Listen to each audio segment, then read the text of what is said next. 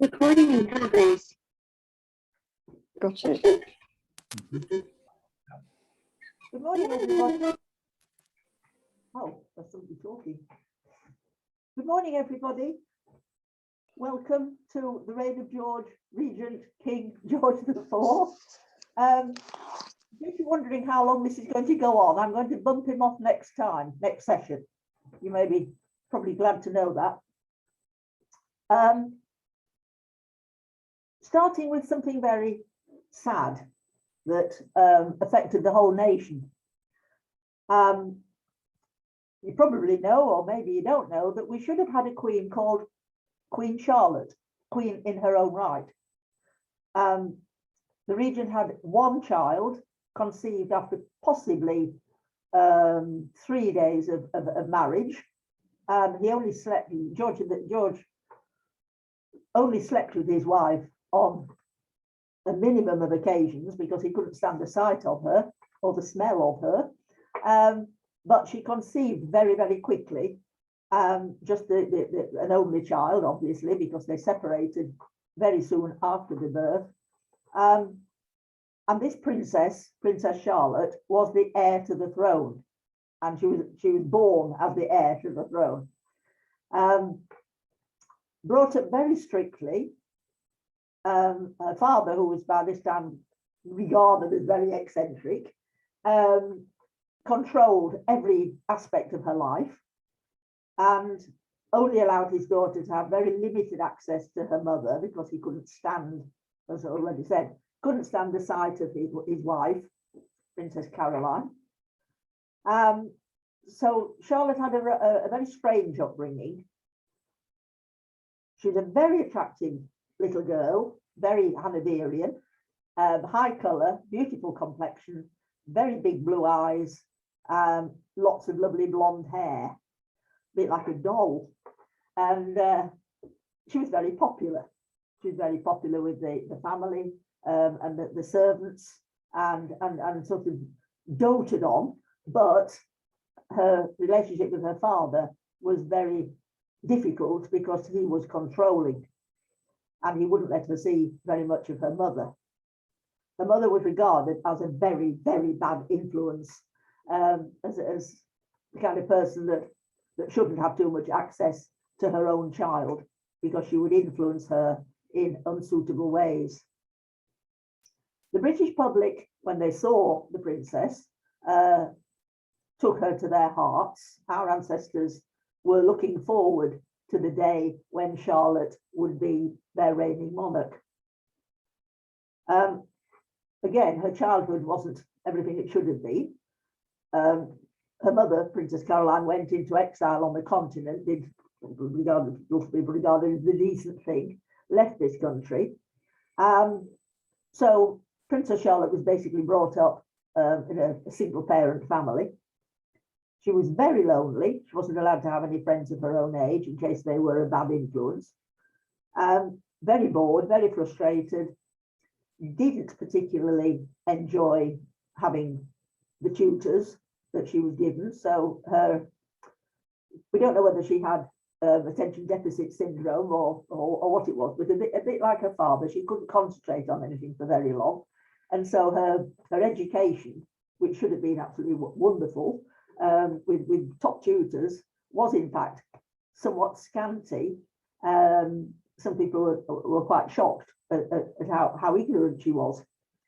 Her only hope of any form of freedom was to get married. And luckily, people got married very young in those days. And so there was talk of who she would marry, discussions about who would be a suitable consort for her, from the age of about 14. Her father very, very much preferred the Prince of Orange, and he was brought to this country and with the idea that he would marry Princess Charlotte, and a totally arranged marriage. And the prince had learned nothing from his own experience of an arranged marriage, and sort of choosing somebody from a catalogue and then not knowing them at all and marrying them. So obviously he had learned nothing. He kept promoting the idea of this Prince of Orange, but by that time, Charlotte had met Leopold of Saxe-Coburg-Gotha, a name we're more familiar with regarding Prince Albert, who was obviously the same family. And Charlotte sort of fell in love with this young man. He's very handsome and very engaging. And because she'd inherited her mother's stubbornness and to some extent Hanoverian stubbornness and a fiery temper, there's no doubt about that, that Charlotte was able to stick up for herself, able to speak of, and she insisted on marrying the man of her choice. Very unusual in those days, particularly for royalty. And it worked very well indeed. They were a very happy young couple. And Martin's found this lovely picture of the royal couple at the opera. Did you tell me? No, Oh. he's running. So it was a very happy union.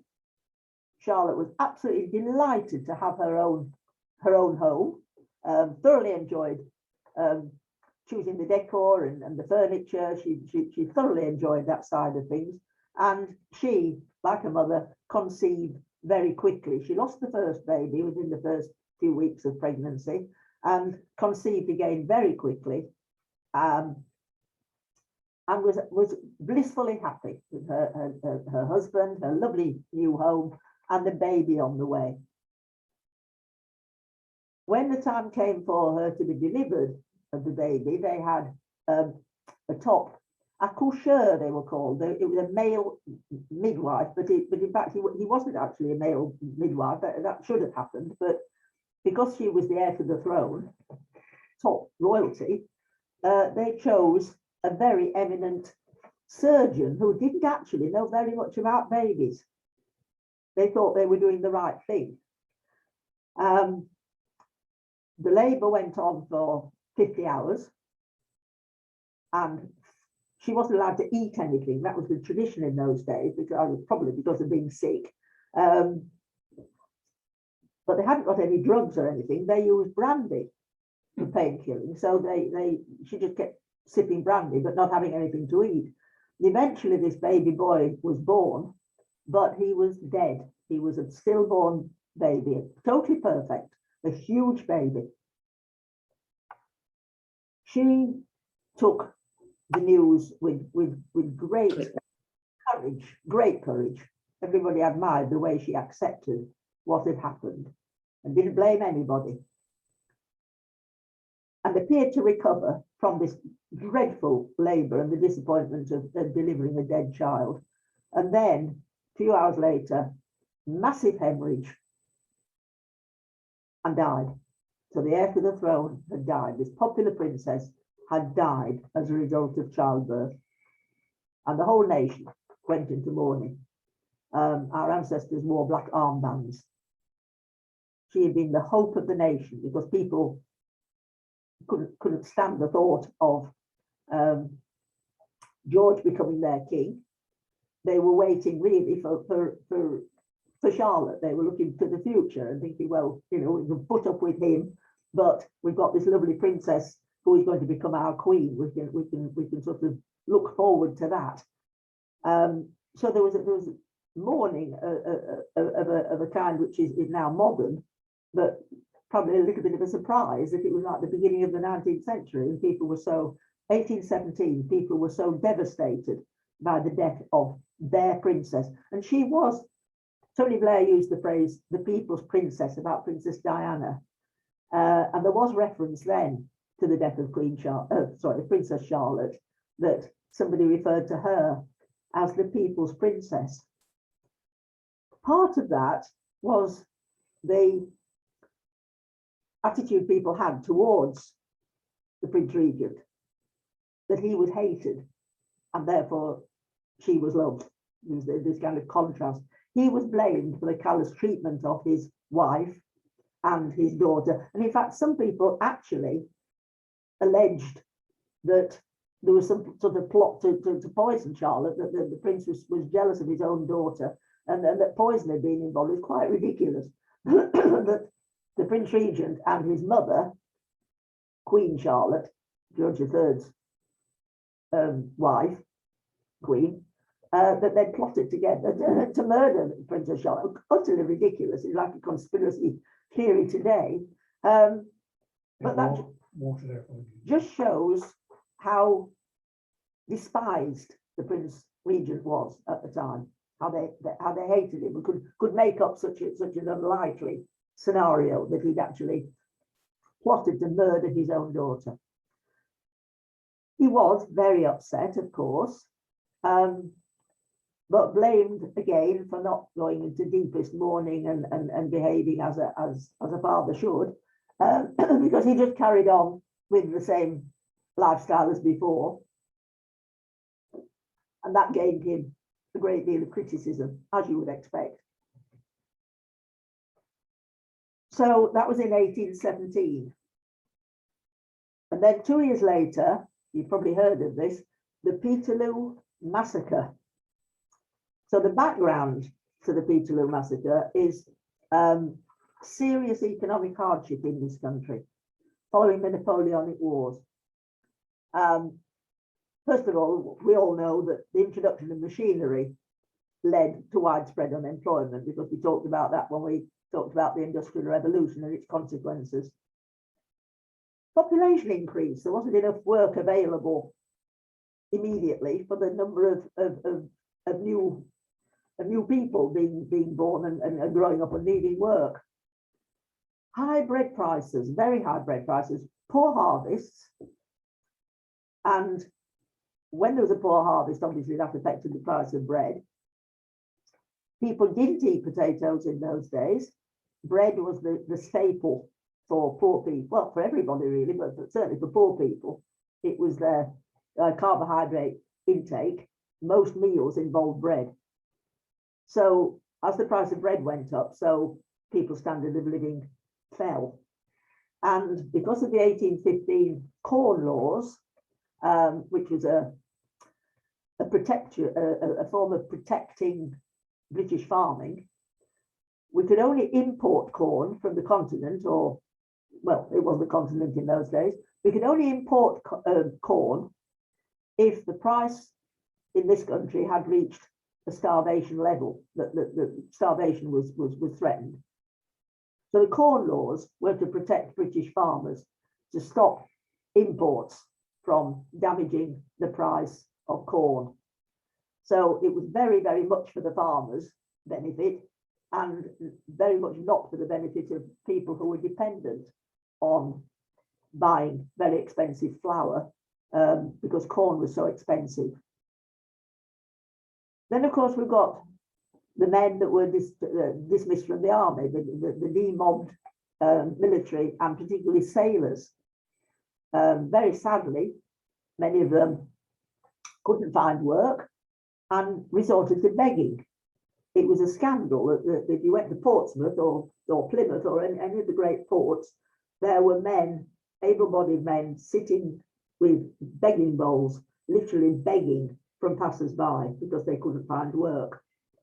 Far from being regarded as returning heroes, they were struggling. And of course, some of them were wounded, some of them were injured, and nothing was done for them, really. That was a scandal. And also, after the war, when the foreign ports were open, there was a trade depression. We couldn't sell enough of our goods overseas because the other countries in Europe were also introducing machinery. They were modernizing, and so we were in a very, very competitive market situation. We weren't doing very well. There was a sort of trade slump, and as a result of the war, the government had introduced high taxes, and life was really pretty miserable for a lot of people. Another problem was that the old poor law, introduced in 1601, depended on the parish system. The Elizabethan poor law worked out that everybody was in a parish, and people would pay what were called parish rates,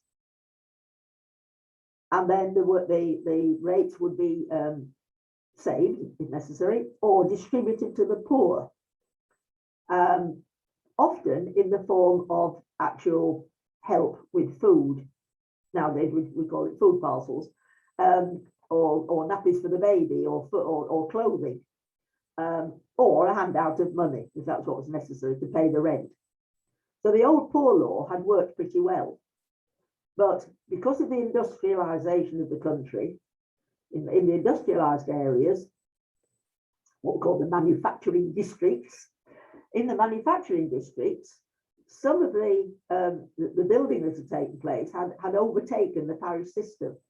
So, for example, in Manchester, some of the manufacturing districts, they weren't actually in a parish. There wasn't a church. They hadn't built a church for the people. There were streets and streets of back-to-back houses being built. Somebody compared it with watching mushrooms grow. They were amazed that Manchester was growing so rapidly. But the parish system hadn't kept up. So some people didn't have any support at all. They didn't have any help from the poor law. And so they were in desperate poverty. The other problem was the Tory government in 1815, following the war, led by Lord Liverpool. And the Tory government was reactionary and repressive. They were understandably terrified of revolution and insurrection and public unrest, and they'd clamped down on trade associations. In other words, trade unions were illegal, and they'd introduced a system which was borrowed from the continent. So it was a French phrase that was used, agent provocateur, which meant that you infiltrated worker groups, and government spies reported back after they'd attended meetings. They reported back to the government or to the local magistrates, to local government, and then the magistrates reported back to the Home Secretary.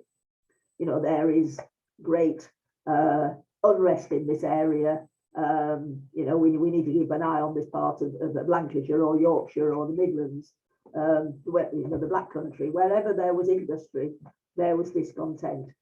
And of course, in some rural areas, the farm labourers were discontented, but they didn't form groups quite to the same extent as people that lived in industrial areas.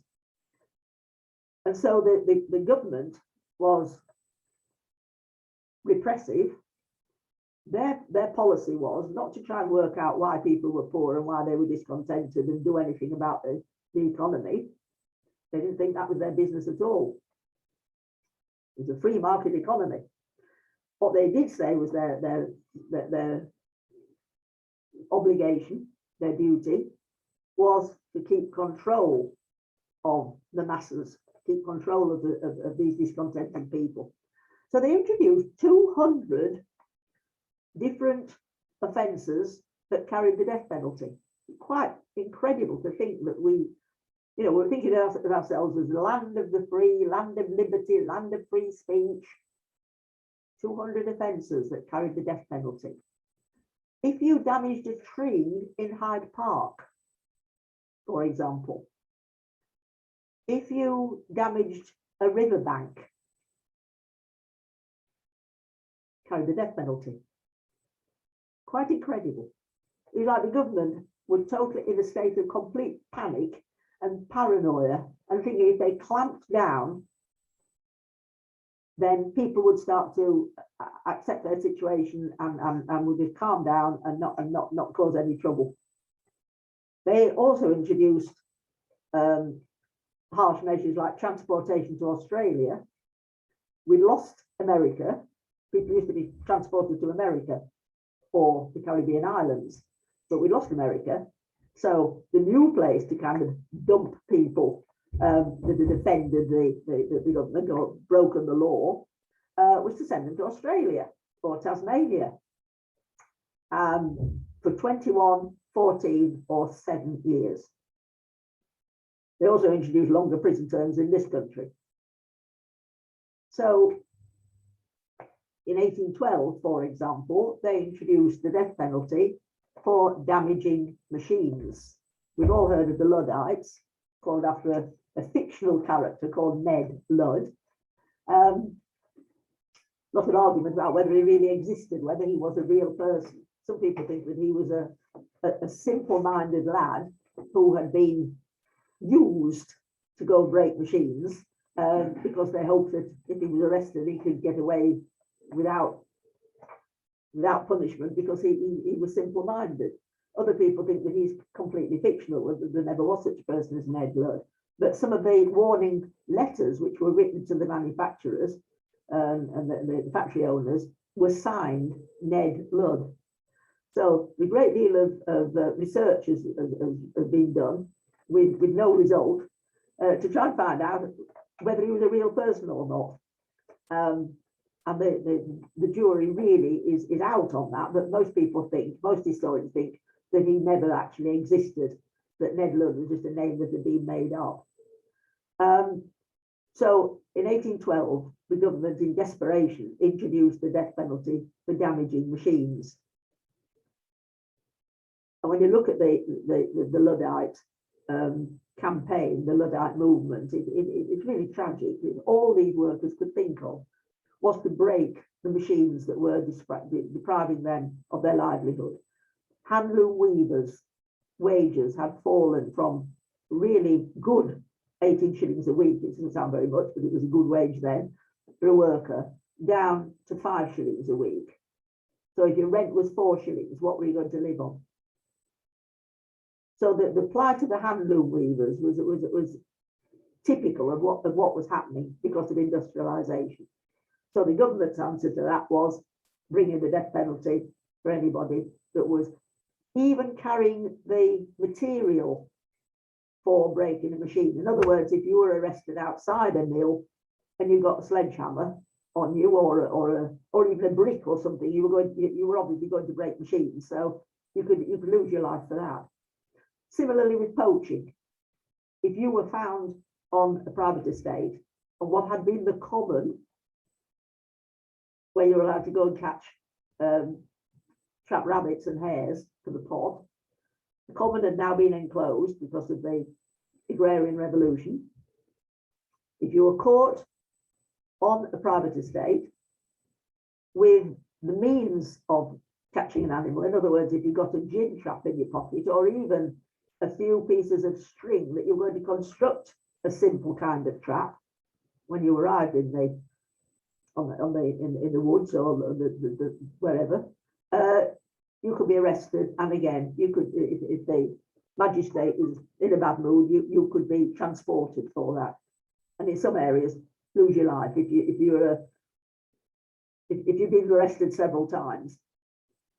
You could be killed. You could be put to death.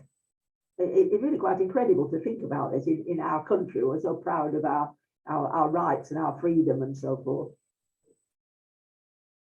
The main problem, of course, was that working men didn't have the vote. They didn't have any say in this. They were the victims. They had no rights at all, no political rights. Nobody to whom they could complain or take their grievances.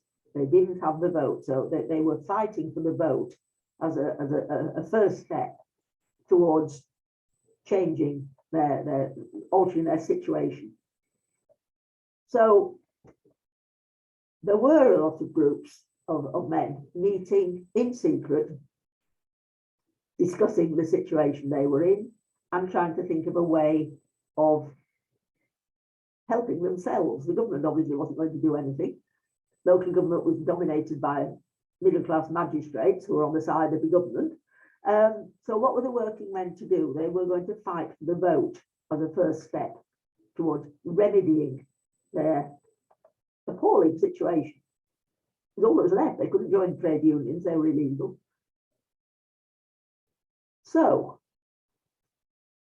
they decided that they would just have a big meeting, a rally we'd call it, or perhaps we'd call it a demonstration, but they weren't going to do anything, they weren't going to do anything to attract the attention of the magistrates. They were going to hold a meeting. That was still all right. You could still hold a meeting. The government hadn't been able to ban that. It was still the land of liberty. They were going to have a mass rally. So we're talking 1819. They were going to hold it in Manchester, advertise it widely, and they were going to invite a very famous speaker called Orator Hunt, a middle class. It wasn't working class, he was a middle class man who the old phrase was the gift of the gab. He was a great speaker. His nickname was Orator Hunt.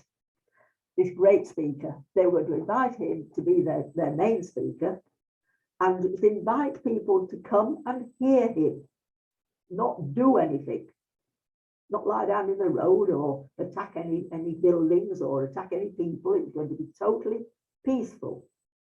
The emphasis was on not causing trouble, not attracting the attention of the authorities. They were not going to create a situation where anybody would be arrested. They were going to demonstrate how peaceful they were, that they were not a threat of any kind to the government or to local authorities or to rich people. They weren't. I mean, communism was in the future, but they weren't going to try and take over the government or destroy property or anything like that. The emphasis was on a totally peaceful meeting. They were just going to listen to what Orator Hunt had to say. In order to make this possible, the venue was chosen, a large open space in Manchester called St. Peter's Fields. It had been an open space, it had been fields, as the name suggests. It was now built up. It was a square, with buildings all around it, and various streets leading off this big square. It's still there, but it isn't an open space anymore. We'll come to that in a minute. So this seemed an ideal place for the meeting, a large open space in the middle of Manchester, with narrow roads and streets leading from it from all sides, so people would get access to it from all directions. The organisers were determined, as I've said, to avoid trouble. They went to an infinite amount of trouble to make sure that this meeting didn't go wrong. First of all, they ensured that there were stewards in charge of crowd control. They insisted on the people that were going to attend, attending some drilling, so that they would arrive in good order. They would march into the square, and they would listen to instructions. They would be in groups with a leader, and they would have been drilled, and everything would have been explained to them that they must not carry any weapons whatsoever. The only the proviso made was people could use a stick if they were infirm. If they were old or infirm, then they could carry a stick. Nothing else that could be described as a weapon. Nothing to alarm the authorities. So no violence. It was absolutely, that was the emphasis. There would be no violence. It wasn't that kind of it wasn't even a protest. It was a big meeting to hear a very famous speaker talking, a radical speaker, talking about their grievances and what could be done in order to get the vote. Another way of ensuring good behaviour was that people were told to wear their Sunday best, if they had such a thing, to wear their best clothes so that they wouldn't fight and risk damaging their precious outfits. Some people only had two outfits, one for work and one for Sunday. So Sunday best, the phrase we don't use anymore, but we all know what it means. Their best clothes. So that was a very clever idea, that they wouldn't risk damaging, getting blood on their clothes or getting dirty, falling down and damaging their best outfit. And the final idea, which was a very good idea, was to bring their wives and their children, because that would prevent the men from becoming very upset and violent. They wouldn't risk that kind of behaviour in front of their wives. They wouldn't risk that in front of their wives and children. They wouldn't risk anything happening to their wives and children. So they couldn't really have gone to more trouble. And it was advertised, this meeting was advertised very, very widely with all the provisos. Now, if you are going to come to this meeting, then just wear your Sunday best. If you want to bring your wife and child, then do so. No sticks, and so forth and so on. And people had responded. They'd responded as they'd been invited to do. They'd accepted the limitations, but they were eager to attend this meeting. They were eager to hear the speaker and to feel a kind of solidarity, that they weren't alone in their suffering. They needed to be with other people and feel that they were together in this. So people came from all over the north. A surprising number of people actually tramped up to Manchester from the Midlands. It was far more successful than the organisers had anticipated. So it ended up, the numbers are disputed because nobody actually, it wasn't a ticket event, and nobody actually counted the crowd, but the estimate was that there were 60,000 people in this square. Some people have argued and said, oh no, it was only 40,000 and so on. Again, it's open to some debate, but the crowd arrived in good order, marching as they'd been told to do. There were bands playing, there were drums beating. People marched into the square in very good order, as they'd been invited to do, with stewards explaining what was going to happen and what time it was going to begin and what time Henry Hunt was going to turn up, etc. With food available, street food, we'd call it now. And people in good spirits, cheerful and chatting, talking to each other and meeting people from other parts of the country. A good atmosphere. The magistrates were watching. They were in an inn, they were in a pub, in an upstairs room, looking over the square, worrying about this meeting. As more and more people poured into the square, they began to become really, really anxious. So if we look at it from the magistrate's point of view, we can perhaps understand how anxious they were feeling. That more and more people kept turning up, and people were sort of bunching together and moving up and making space for the newcomers. They became more and more rattled, and then made a really awful decision. That Henry Hunt made his way to the rostrum, a sort of wooden structure, so that everybody would be able to see him. And at that moment, the magistrates panicked and decided to have him arrested. He hadn't done anything wrong, of course, so arresting was extremely dramatic. The question would be in everybody's mind, well, what's he done? On what grounds are you arresting him? Well, their idea would be, well, we're protecting law and order. We're behaving as magistrates are supposed to. This crowd is so huge, there is going to be disorder. They were anticipating trouble. People started to push and shove. They'd walked for miles and miles and miles, and they were looking forward so much to hearing Orator Hunt, and suddenly they realized he was being taken away, escorted from the platform. So there still wasn't any trouble as such. People just surged forward to see what was happening.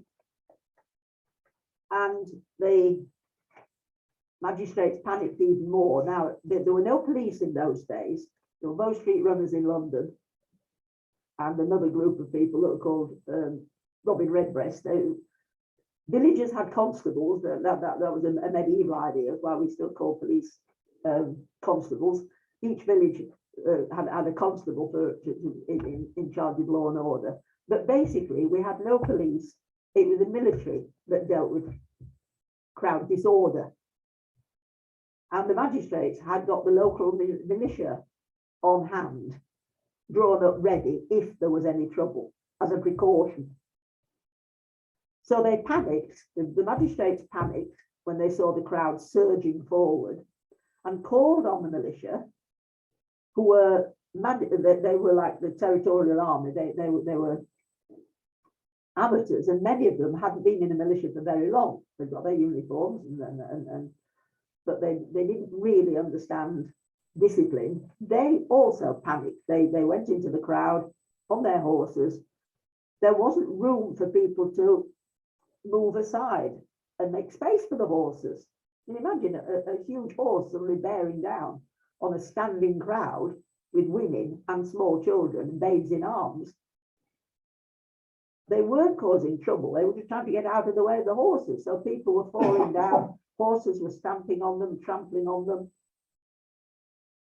And again, the magistrates panicked when they saw what was happening and called in the hussars, who were also on standby. They drew their sabres and sort of slashed their way through the crowd to make space and to drive people out of the square. The magistrates announced, the meeting is over, go home, leave the square, we are clearing the square.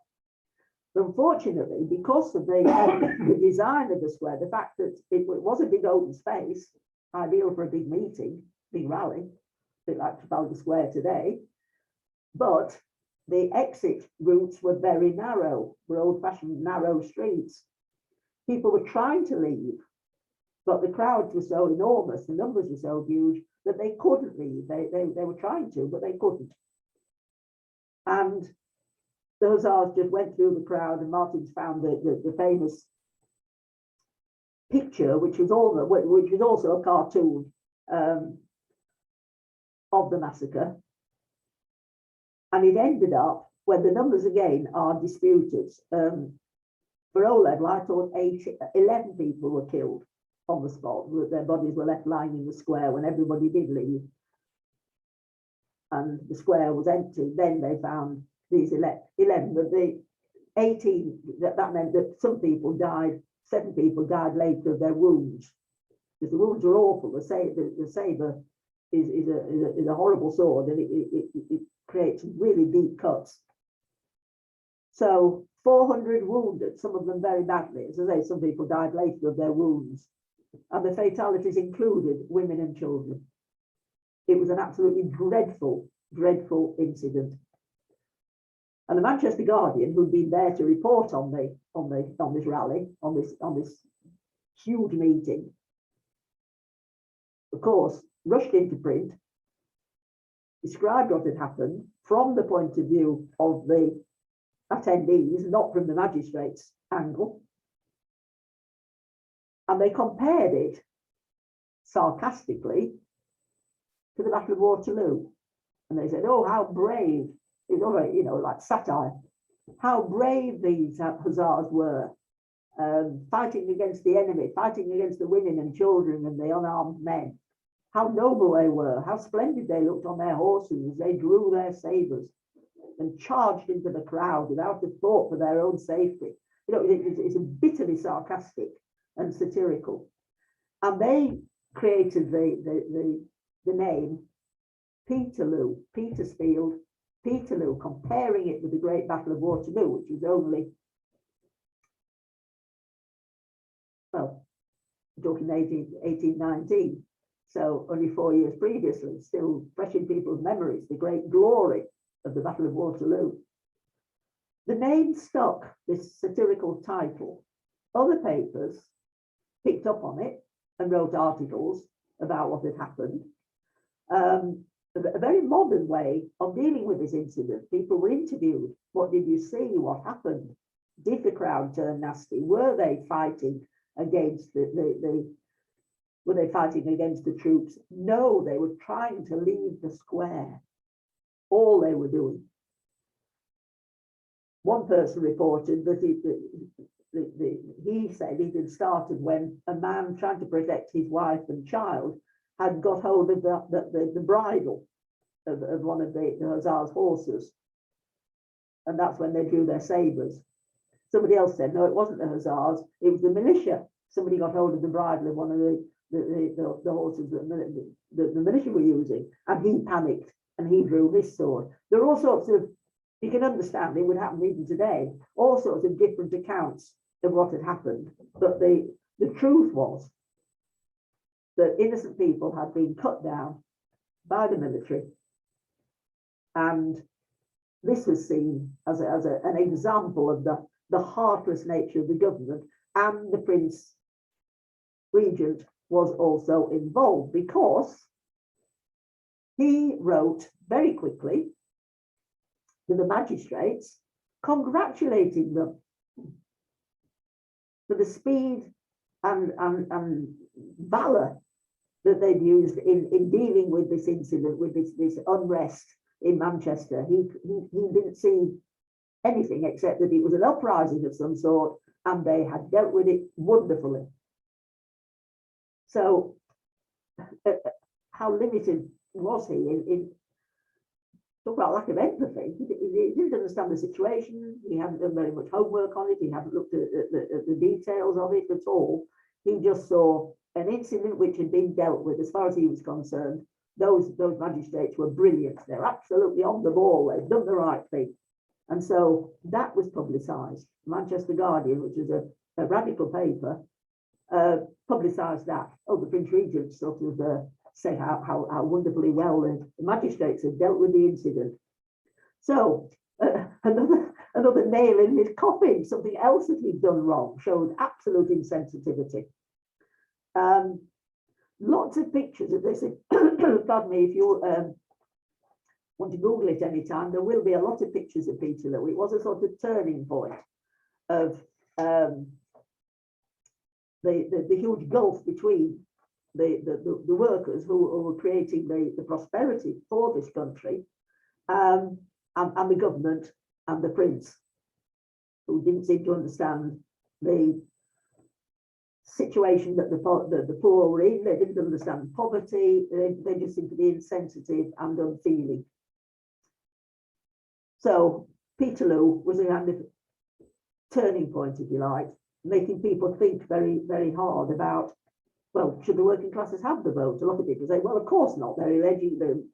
They can barely read and write. How can we possibly give them the vote? How ridiculous is that? The vote for people who are stupid.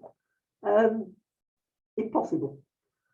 But it did create a debate. It did make people talk and start to think about extending the franchise. By 1832, I mean, that's how long it took. 1832, middle class people got the vote. I mean, the vote was so limited in 1819, and working class people didn't really get the vote until the end of the 19th century. It was a very, very long campaign, a very long haul.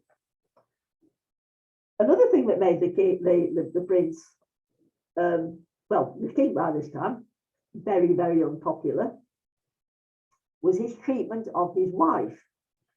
Now, Caroline of Brunswick is a fascinating character, because when you read about her, you think, well, she brought quite a lot of her troubles on herself.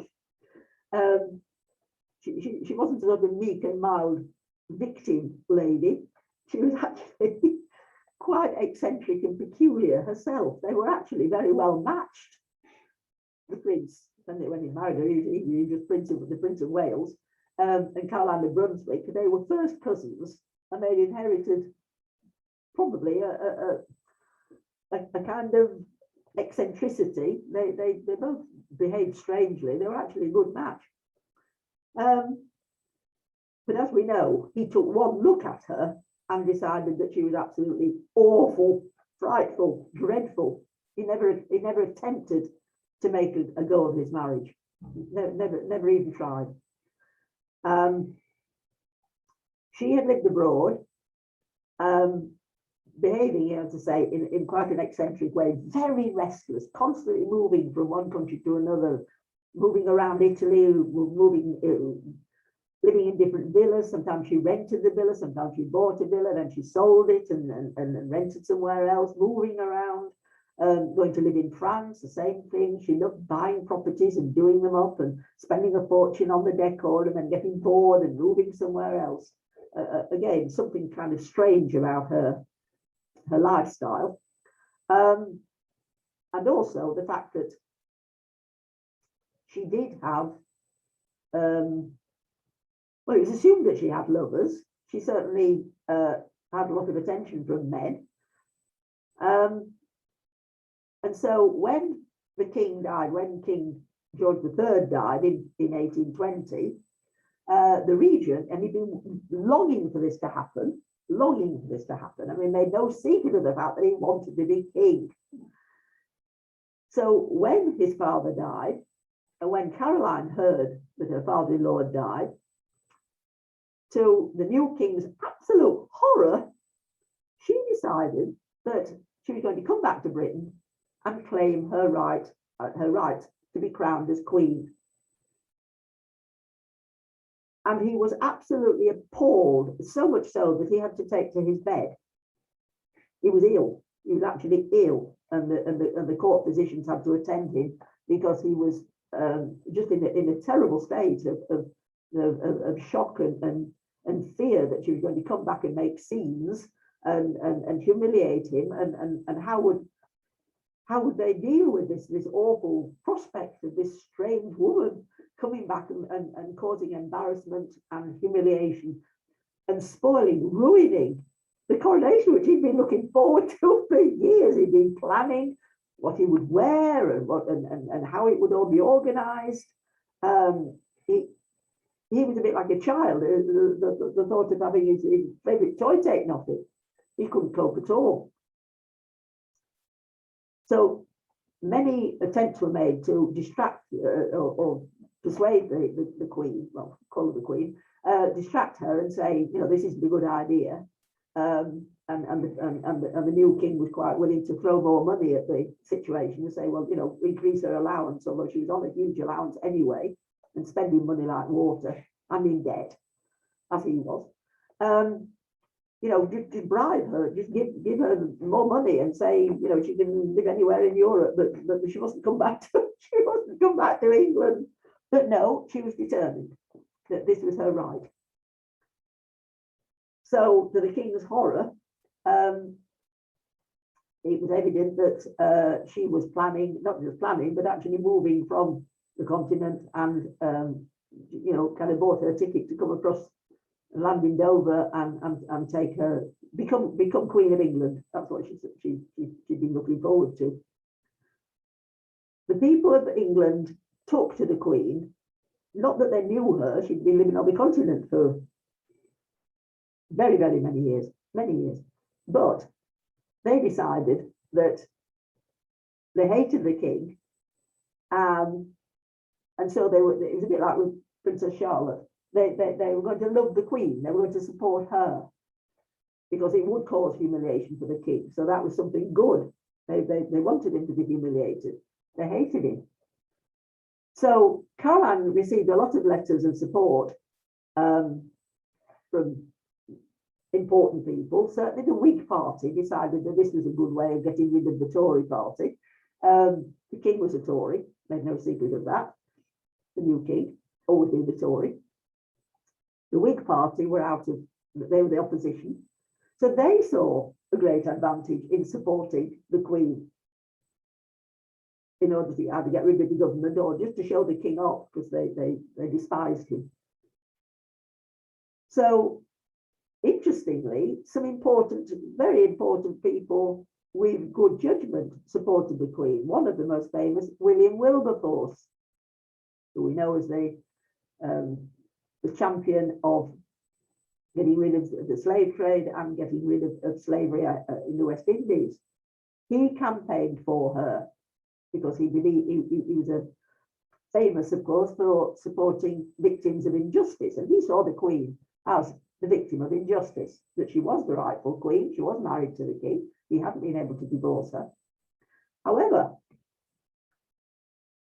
she landed in England. The London mob went crazy as soon as she landed. They followed her about everywhere she went. In her carriage, there was a mob. There was a big crowd of people all shouting her in support of her. Meanwhile, the king, in a complete panic, said to the government, his ministers, "You've got to get me out of this situation. There's no way I am going to accept her as my wife, as my queen. She can't attend the coronation. Help! I need a quick divorce. If I can get a divorce, then there's no way she can be accepted as queen or come to the coronation." Sorted. And the government, of course, immediately decided that they would sort it, although they were very happy about it, but they decided that they'd go along with what the king wanted. Meanwhile, the mob was getting completely out of hand, smashing windows in the West End. They had an idea that if you burned a candle in the window, you were in favour of Caroline. So any house that didn't have a candle burning in the window, any big posh house, they broke the windows. No candle burning, no intact windows. So that was very frightening. There was a sound of breaking glass every night, and well, during the day as well. People started writing on walls, slogans on walls. And one of the main slogans was "The Queen forever, the King in the river," which does sound very sort of working class. The Queen forever, the King in the river. And they would walk along shouting that, rather like demonstrations today, where somebody starts a chant and everybody joins in. There was great fear, obviously the government becoming very, very alarmed about these demonstrations, civil disobedience. I mean, they were causing serious damage to property. But following Peterloo, the authorities had become very nervous of making things worse. So the government was in a dilemma. They didn't know whether to sort of pounce on these people and cart them off to the prison. Well, they would have to be tried first because of habeas corpus. You can't just put people in prison. The courts would be absolutely overloaded. The justice system would collapse because so much damage was being done. So many windows were being broken. So many posh houses were having slogans painted on their lovely walls. The government sort of backed down and they didn't do anything very much. They'd become nervous after Peterloo, and they contempt and hatred that had produced. So the decision was that Queen Caroline would be tried. It would be like a trial of her morals.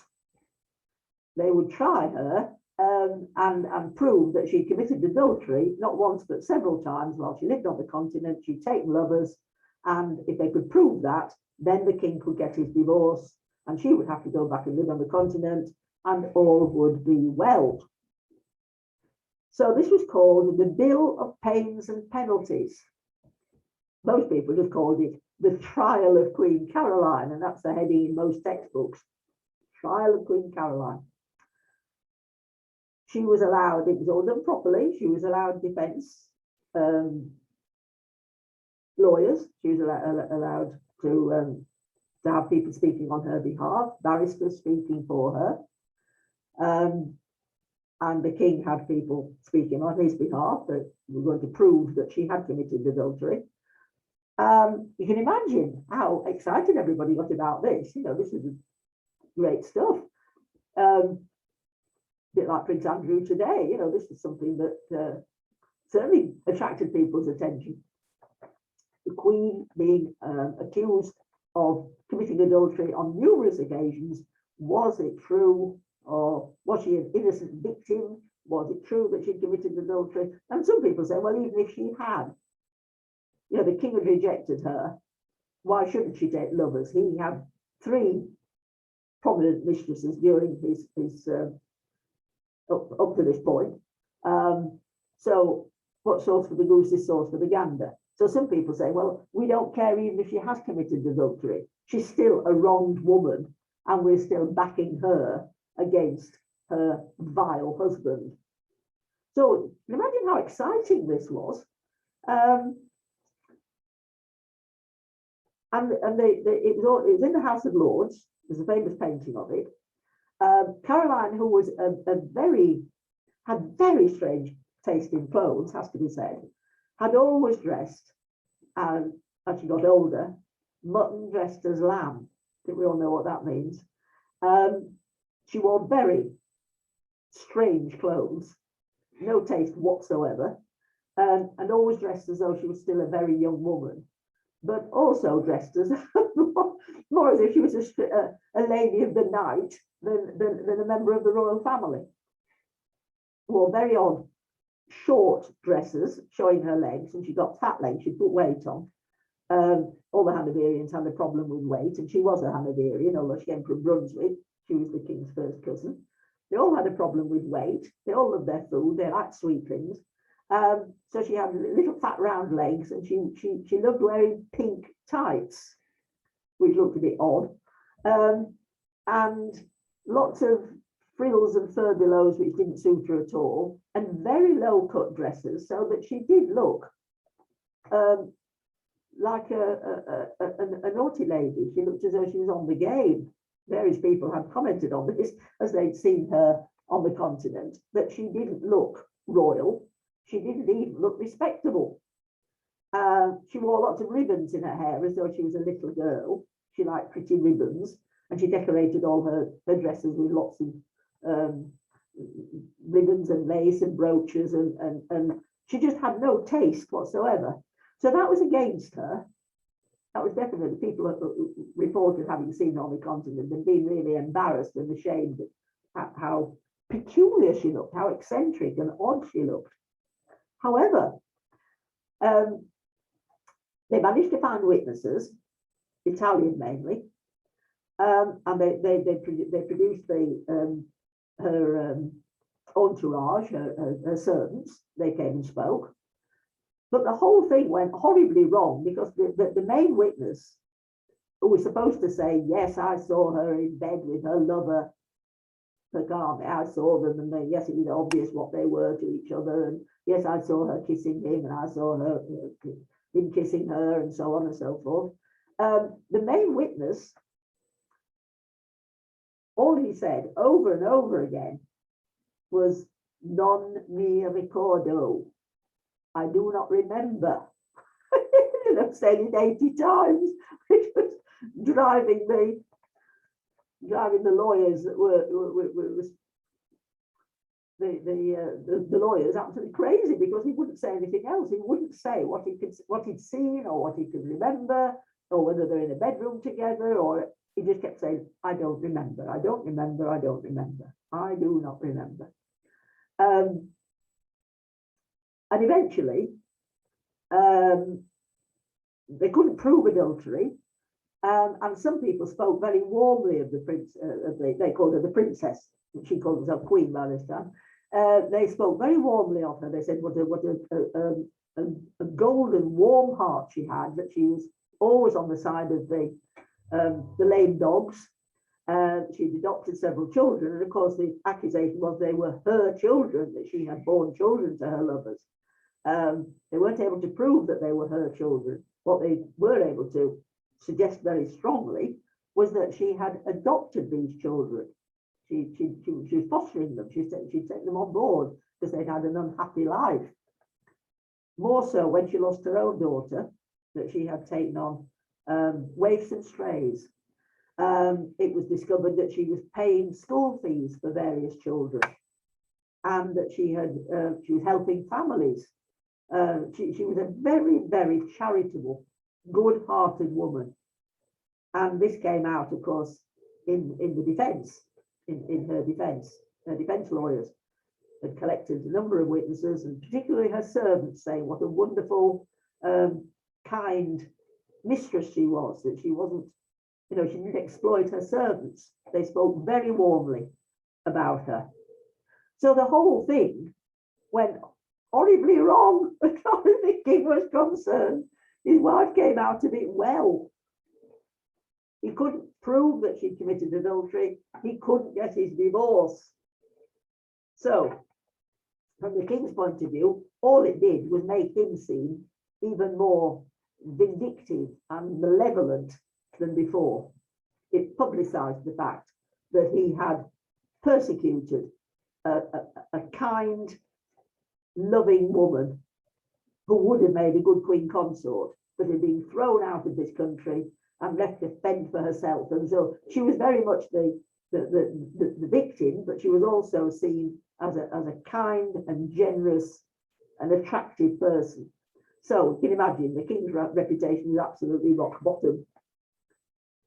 Sadly, when it came to the coronation, it was a year late because of all this palaver. And the king had been planning his outfit for months. Well, actually, I put months, it was years. He'd been dreaming of the day when he was king in his own right, not just the regent, and that he could wear wonderful outfits. Now, by this time, he was enormous. He was huge, partly because he was self-indulgent. He loved food. He also sipped cherry brandy all the time, which is fattening because of his various ailments, which we'll come to. So cherry brandy isn't a very good idea if you're already overweight. And of course, vicious circle, which we all know about. If you get too big, then you don't have any exercise, and then if you don't have any exercise, you're not burning off any calories. You're just getting bigger and bigger, which is what happened to George. So the most enormous sort of engineering scheme was dreamt up to make him a respectable shape for his coronation. A cunning apparatus of strings and stays to pull him in, to make him a reasonable shape, because he was in fact grossly overweight. He had to walk very slowly and carefully. Well, that was all right, because that showed dignity. Covered in medals and awards and insignias, none of which he'd earned, of course, but he demanded them. So covered in to sort of indicate that he'd had a military career, because he told everybody that he'd fought at Waterloo, led his armies into battle, which of course he hadn't. Huge ermine robe, which was very heavy, not really a good idea for somebody not in good health, but because he was 60 by this time. 4 pages. It needed 4 pages to hold the hem of this enormous robe, and the whole thing cost £24,704, 8 shillings and 10pence.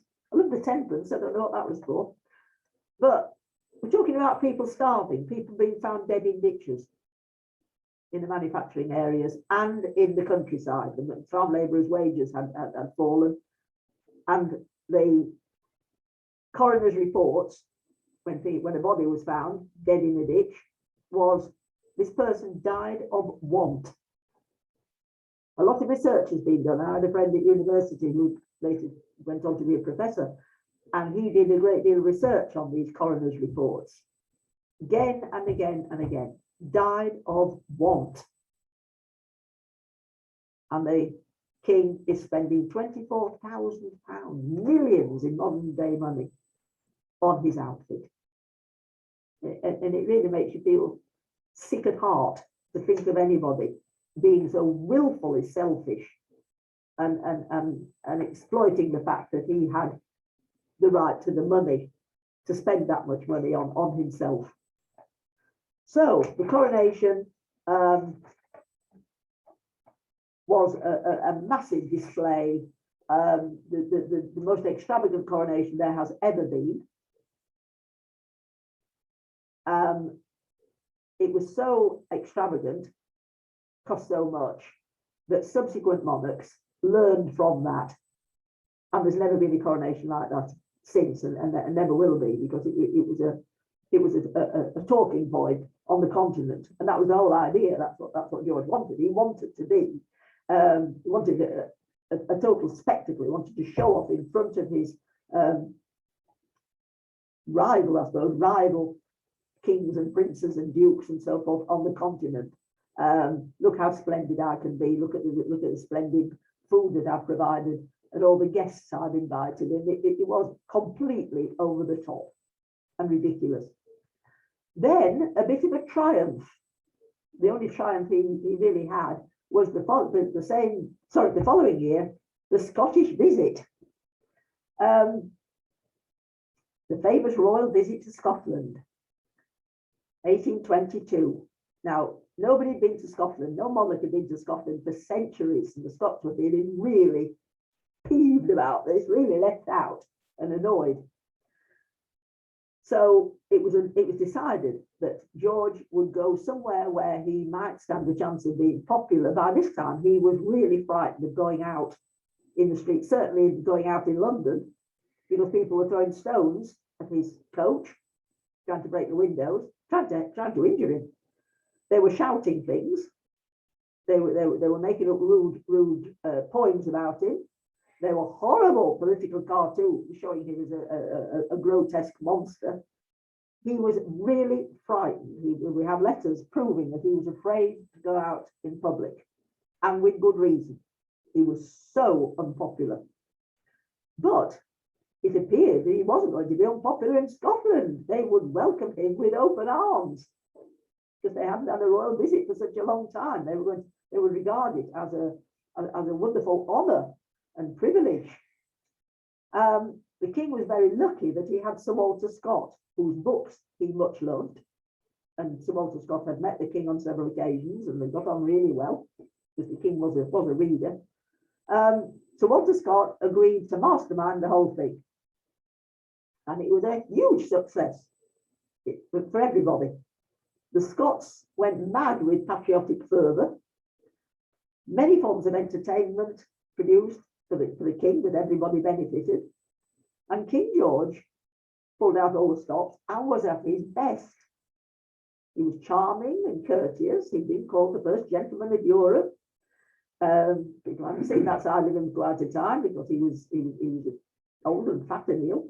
But he pulled out all the stops. He was considerate, generous in his praise, delighted with everything that was put on for his entertainment, praised it to the skies. So the Scots thought what a charming, wonderful man he was. They didn't know all these. Well, they were in his favour, you could say. They had a positive reaction. Huge commercial success. He insisted on wearing a Scottish outfit. Martin's found the famous painting of him. The artist has shown a lot of artistic license. He was actually much bigger than that. He was quite splendid there, but in fact, again, he was held in by all sorts of devices because he was enormous. So he wore Scottish costume. The Scots were absolutely delighted with that. They thought that was a wonderful gesture. It was only on one occasion, but the Scots were thrilled. And the Highland chiefs and the clans were told that the king wanted to see them obviously in their best outfits, wearing their particular clan tartan. Panic. A lot of the clans haven't actually got a tartan. It was a myth that they'd all got an individual tartan. So new designs were actually invented for the Scottish visit. So it was all very splendid, and the Highland chiefs obeyed the instruction and got their clans all wearing the newly designed tartans, and it was a wonderful commercial success, absolutely amazing. It worked really well for the Scots and for the king and his entourage. Seen as a tremendous publicity success, presenting the king as a great lover of Scotland, which he wasn't. Queen Victoria, on the other hand, genuinely loved Scotland, and that has continued. In fact, yesterday the Queen was talking about how much she loved Scotland. It's now accepted that the royal family spend time in Balmoral, and they love it. They genuinely love Scotland. King George was pretending to love Scotland, although he was very, very impressed by the amount of patriotism and love that they seemed to show him, because poor thing, he hadn't been shown any love for a very, very long time. So he lapped up, he absolutely lapped up this, what seemed like adoration from great crowds coming out to meet him and shouting encouraging things, and long live the king. Not long live the Queen and King in the River, it was long live the king. So he loved his Scottish visit. It did a great deal of good for Sir Walter Scott. His books continued to sell like hotcakes, and all things Scottish became very popular, tartans in particular. Books with tartan patterns and so forth, and lots and lots of new tartans being invented for that occasion. Now, the king never went out in public again. When he came back from the Scottish visit, it was back to being very frightened of the mob. So he never went out in London, and he was too ill to go anywhere else. He didn't go on any progresses or visits to any other parts of the country because his health had deteriorated so much. So these are the things he had wrong. We'll kill him next week. We'll bump him off next week. Next session. Serious heart condition, therefore dropsy. Gout. He could hardly hold a pen because his fingers were so swollen and painful. Poor eyesight. Incredibly painful, swollen legs. And this was partly the doctor's, but partly his own choice. Self-medicated via copious quantities of brandy. He continued to eat a great deal. The servants wherever he stayed, but particularly Windsor, told to leave chickens, cooked chickens, in every room, so that when he felt like eating the chicken, there was always one available.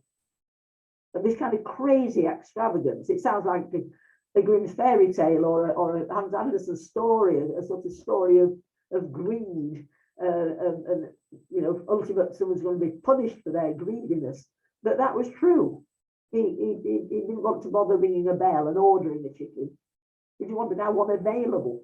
Luckily, they were all scooped up at the end of the day and taken down to the kitchens, and the servants were able to eat these chickens. But just the thought of it, like a sort of medieval, like a Far Eastern emperor, I wanted chicken in every room, the cooked chicken, just in case I feel a bit peckish.